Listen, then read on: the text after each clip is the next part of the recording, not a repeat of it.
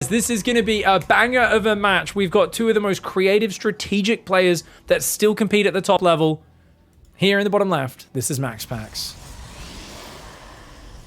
Down here in the bottom right side, in the red, this is Gumiho, playing for Storm Gaming. So they are actually teammates, guys. It just dawned on me that Maxpax is on Storm, Gumiho is on Storm. Storm is one of my favorite teams. I should actually be wearing my Storm hoodie right now. I think it's just in my cupboard there. Remind me to grab it between games, guys. I'm going to put my Storm hoodie on, okay? Storm are absolute legends. I love, you know, all the people who've been involved with it over the years. You know, obviously KJ, I know Filthy Rake in the past, and a few other badasses. Big thanks to all of them for supporting the NA and international scene and being the cool kids that they are. Now, Maxpax, he's gone for 2 on gas, so he's pulled 1 off, which makes me think Phoenix build. Doesn't have to be, though. Could just be that he likes to get a bit more gas. And he's going to see the double gas opening, but it's kind of a conservative double gas opening with the barracks placement. Wait, are you going forward factory? Oh my. What are you doing, Gumiho? What is this? What is this? Why? No. What is this build? Is this a tank, a 1-base tank all in? He's going to bunker tank push here, guys. I think that's what I'm thinking. I'm thinking 1-base bunker tank push there. I could be wrong, but he's thinking about, remember he picked Black Bum for a reason. This is the map which he normally vetoes, but this map has, if you get tank siege there, it's devastating, dude. It's absolutely devastating. So he goes Reaper, which normally is like into Hellions or something, but he's building a tech lab. Now it's Gumiho. He's just going to build a Cyclone or 2. Never mind. He's just going to build a Cyclone or 2 and build a command center up here. Here? Here? Here? He's got a lot of minerals back. Where is he going? What is this? No, he is building this starport there. What? But he's floating his barracks back. Oh, Gumiho just plays weird. How do you even understand what's happening when you're playing Gumiho? He's killed 1 probe with the Reaper, of course. I don't even understand what this is, guys. Like, he's just, because he's blocking his own base kind of with his buildings, right? Is he just going to go Banshee? Because his expand's so delayed. Okay, so on the raw level of your opponent's made a normal Nexus and is probing, Maxi's going to get way ahead in terms of probes and economy. So I just wonder where you find damage with a Cyclone Reaper opening that is defensive and with a command center that started at 3 minutes, 2 minutes 50. It does not seem like a strong opening on paper, but as always, I am waiting to learn what the Gumi God has to teach me. Says, do not make assumptions about what is good and bad, for I think outside the box, and I will find a way to make things work. And he does keep it very hard for the opponent to guess what he's up to. The thing is, Maxpax just seems to be going to a shield battery in each base and just kind of chilling here. Reaper's going to jump into the main, ain't going to find Jack. Wants to spot the Twilight more than anything. Don't even hit the probes. You see a shield battery, he's like, nope, just bounce them to waste like a fraction of a second of mining time. Gateway Robo. So 2-gate Robo for Maxpax and Marines, Tanks, and Banshees. So he still might go for that sort of tank Marine bunker push. It's just that Barracks has built so few Marines because it's been floating around and all that sort of stuff. The command center's kind of late. Still always thinking about bunker tank pushes on this map. I am obsessed with them because I just see them so often here. I'm not sure I like this map for Terran if it goes to the late game. I'm thinking right now, does anyone remember Maxpax versus Big Gabe EPT North American Grand Finals? One of the scrappiest Game 5s of a series I've ever seen on this map. Maxpax actually clutched it with a Blink DT flank on Hero Marine siege tanks like 25 minutes into this game and wiped his tank line out over here while his bio was out front of it. It was a crazy weekly tournament finals. Now that Banshee's going to go in towards the main base. Oh, good pull. Only loses 1. Not too bad. I mean, a bit of wasted mining time is not bad. You do not want to lose it though. Oh, Gumi goes, yeah, he stays way too long there. A bit greedy. But he's got to push moving up, or at least to control the space in the middle of the map. Third Nexus is on the way. There's only 2 gateways, and he's already going Robo Bay Forge. Maxpax is being a bit too greedy, I think. He's very low on information right now. He's seen almost nothing.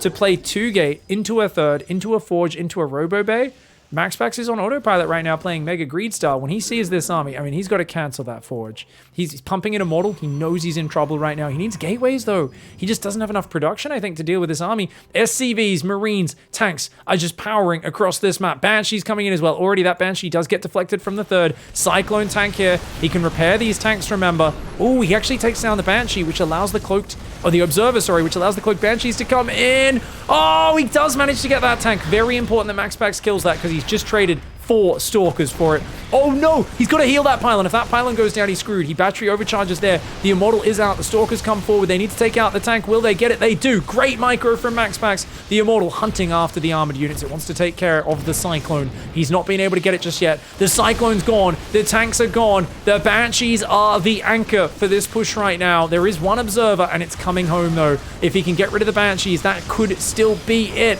Gumiho, he's going to do a lot of damage. The Immortal gets taken down, that one tank, and he depowers the Robo. The Immortal stuck at 75% complete. There is one functioning gateway. Maxpax's production is absolute trash. He microed so well, but he has no production. This is exactly what I was talking about. He played so greedy. Robo Bay Forge. I actually think Maxpax out-microed him, and I don't know if Gumiho's push was like the strongest in my opinion, but Maxpax just did not have the information to play this greedily. And he gets punished for it. He just can't make units right now. One Stalker at a time. The Banshee's too much damage output. Even pulls one back. The Marine tank is going to slay. And Maxpax has to tap out of game 1. Alright guys, game number 2. A very early probe. Not a Maxpax, but potentially a proxy gate. Could just be a harass. This is Maxpax in the top right. Opponent in the bottom left side going for what appears to be a barracks gas. A bit of a normie opening. His barracks in the wall off. Wow. So bizarre. It's Gumiho. Normal for now. Don't count your chickens before they hatch, guys. Because remember, sometimes you get hungry and eat some of those eggs before they even turn into chickens. So if you count them first, it can get confusing. I know this as someone who eats a lot of eggs and a lot of chicken. Wisdom. It's here for free, guys. If you want to get my whole online course, how to understand the world, the universe, and everything, don't forget to sign up. Give me your credit card details and all the rest. Big thanks for the support. Are we going to see the Cybercore in the main? Looks like we will. He started the probe, cancelled it, built the Cybercore on time. And he's going to try and block the command center, but he's already taken a lot of damage. So good micro by Gumiho. No block able to go down. And it is a Marine first there for Gumi Bro.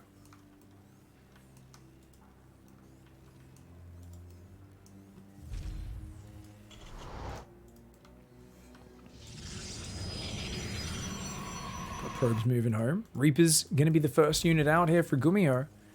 Hasn't made any big sign of what he's doing. He's just checking for proxies. He hasn't scouted. SCV ready. Interesting. Okay, so he goes for the factory here. It's not especially fast since he spent the 50 gas on that Reaper. And I would not be surprised to see Twilight Council. Maxpax, big fan of 4-gate blink. Is this a good map for it? There is not that much space to blink into the main. This is not the best map for it. I mean, I think it's enough. But the natural is actually not that great. A tank there as well covers a lot of the front. Second gas does go down after that factory. Reaper going across this map. Apologies for the slight little lag spikes there, guys. That's just the server playing up. Not much I can do about that. Every now and then it'll just kind of whoop and hang for a moment. But such is the nature of live casting. And Reaper does go down. Reaper does kill a probe, I mean. Ooh, wants another one. Maxpax trying to defend with probe micro. He should be able to secure the kill. That Reaper's gone a bit too deep. No way out for him. And maybe a way out? No. Ooh, that's ouch. Woof. Youch. Ouch. Okay, Adept's moving on forward as well. Got the factory, the starport, the barracks, all there. Got that gateway up as well. Blink is on the way. Second gateway and a robo going down in the natural here for Maxpax. Oh my god.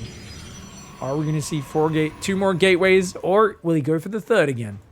I think for Maxpax, after the way the last game went, he's probably just going to drop 2 more gateways. Honestly, it's a bit of a comfort zone thing, I think, for a lot of Protoss players as well. Having the comfort of the 4 gates, definitely something they're more used to, but it is getting to the time where that would have to go down. 345, 350. Usually you'd go for that by now, or you move out to take a third. It's one or the other. The third base costs 400 minerals. The gateways, of course, cost 300. Not investing in either so far. Interesting. He's going to go double gas. 2-base Colossus. Okay, so I think Maxpax is looking at this and saying, I don't want to take any risks here. Look, I've scouted through and kind of seen most of what's going on.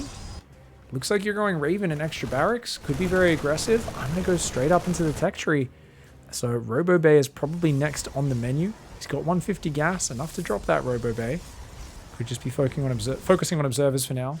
There are these little beautiful fire critters on this map, by the way, as well as little cleaning bots. Lots of critters on the new maps.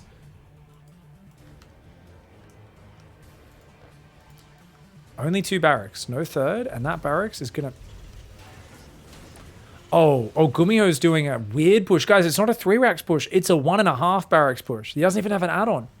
It's going to be another push, same sort of thing. Tanks, Banshees, but he's got a Raven in there, and he's got more Marine production this time. And it looks more like a normal build. Ooh, and 3rd base, Forge, Robo Bay. Oh, once again, Maxpax, he's like, this is what I do, dude. But off so few Stalkers, I think it's okay this time, because it'll be a later push. It could work. Uh-oh. Almost gets the Observer taken down. Good spotting here for Gumiho. He's going to siege that tank there, maybe. See, he had it rallied, so it looks like he wants it to be somewhere up here. Oh, he's going to put it on that ledge, maybe. Interesting. Tank does cover a lot of area. Hellion sees the 3rd base, of course. Gumiho knows about that. Charge is on the way very early and is +1. And notice this time he's got time to get those gateways up.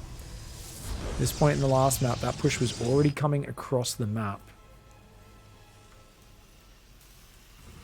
3rd barracks is going to finish up. I said it wasn't a 3 barracks push. He drops the 3rd command and Gumiho just defies all my expectations. He's like, it's just a random Banshee. I'm like, what? Why?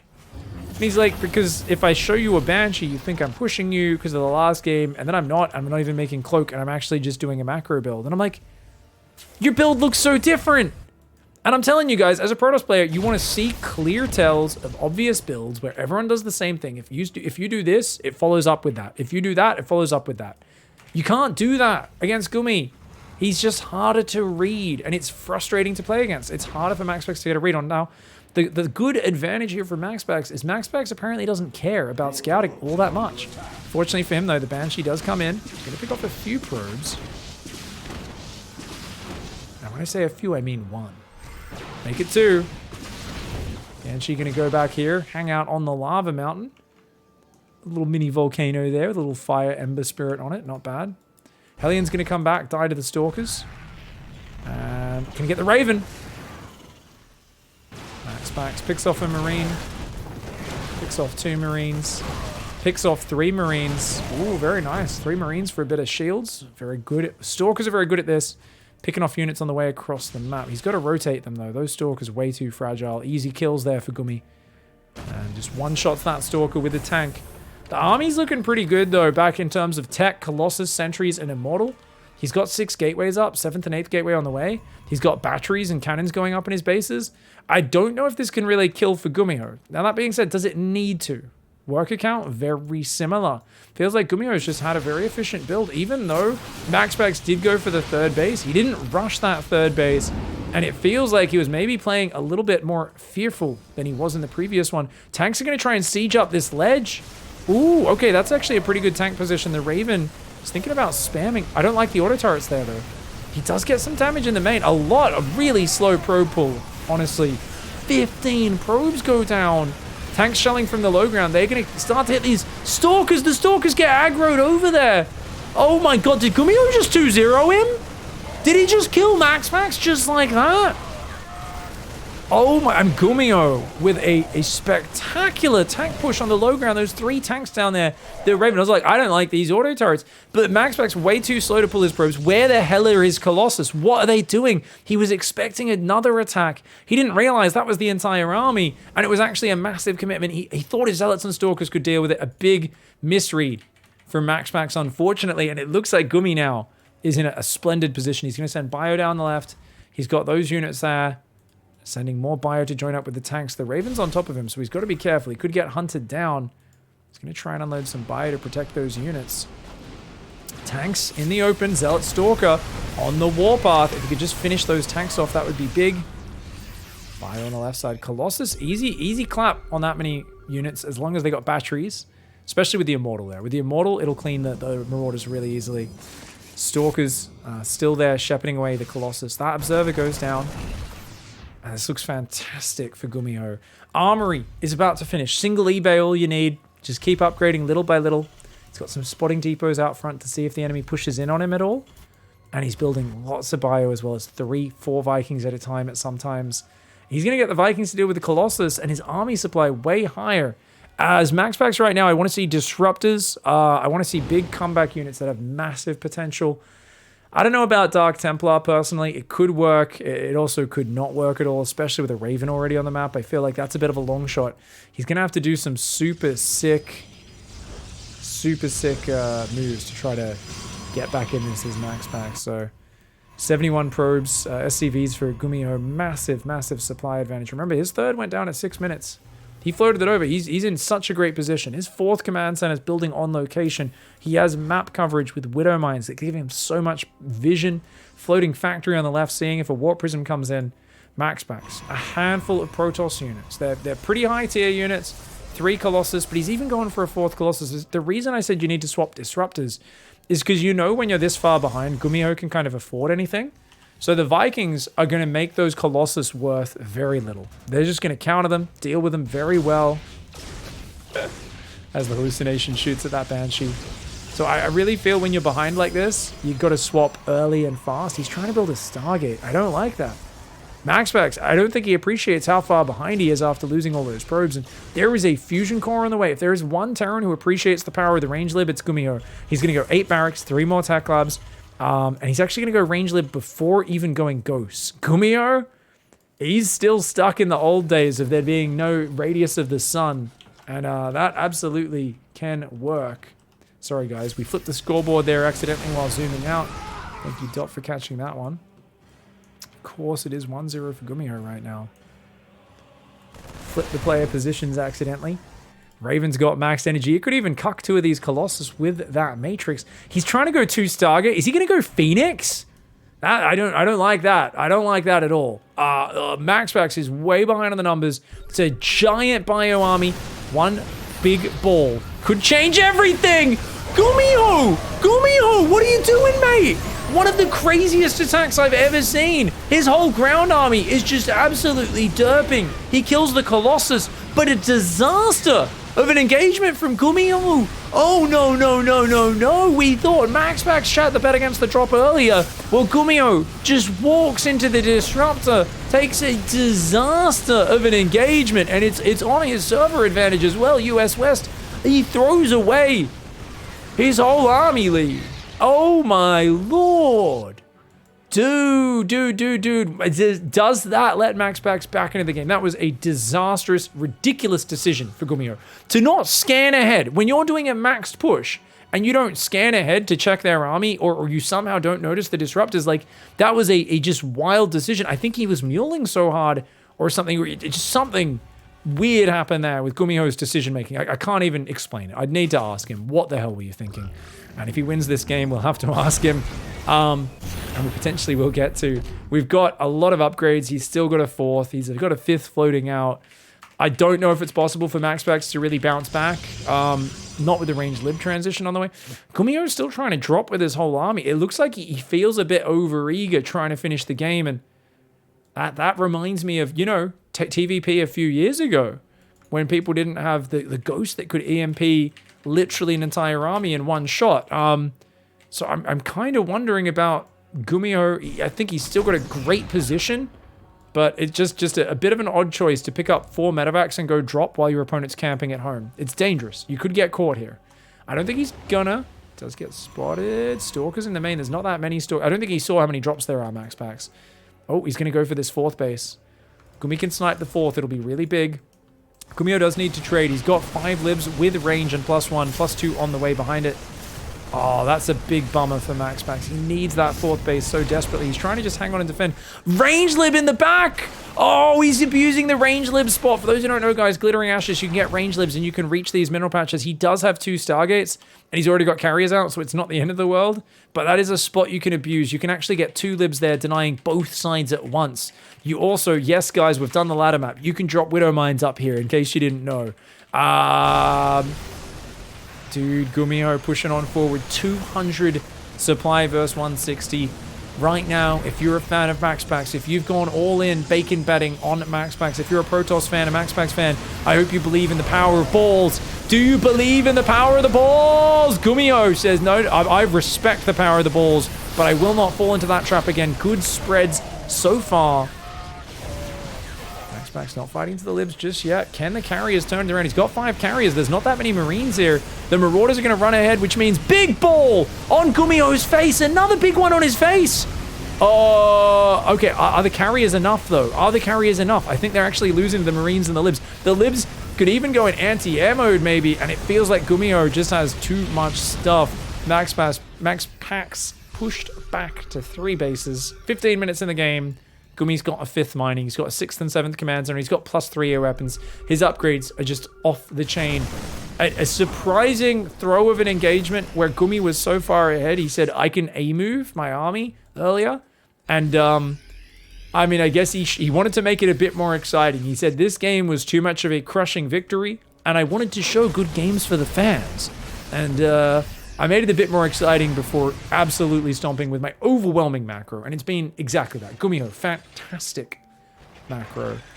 I love seeing this follow-up for him, and to see him kind of shift gears a little bit. One little pervy observer still there. Widowmine up here. This Widowmine denying this base. Ugh, so annoying. It's even going to get that Zealot and a probe. Another Widowmine shot on the left for the probe there as well. The Liberators are marching forward. I think another Disruptor shot just killed like 7 Marauders. And this is one of those games where Maxpax, he can bowl. The Terran can build more pins than you've ever seen, than you've ever imagined. He's trying to set up a flanking Disruptor. He sees the Widowmine. He's like, okay, I just have to use it on that, I guess.